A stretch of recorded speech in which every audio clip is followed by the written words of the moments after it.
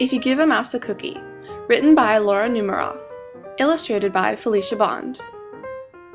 If you give a mouse a cookie, he's going to ask for a glass of milk.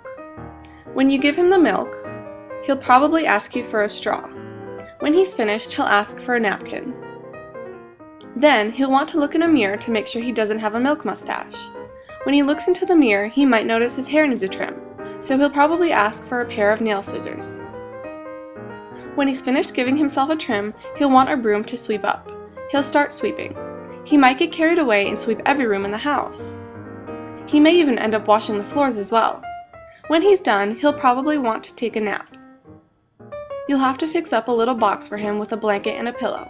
He'll crawl in, make himself comfortable, and fluff the pillow a few times. He'll probably ask you to read him a story. So you'll read to him from one of your books and he'll ask to see the pictures. When he looks at the pictures, he'll get so excited he'll want to draw one of his own. He'll ask for paper and crayons. He'll draw a picture. When the picture is finished, he'll want to sign his name with a pen.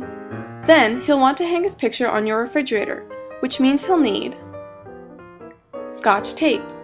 He'll hang up his drawing and stand back to look at it. Looking at the refrigerator will remind him that he's thirsty.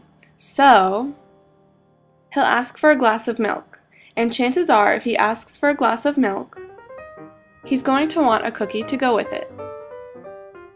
The end.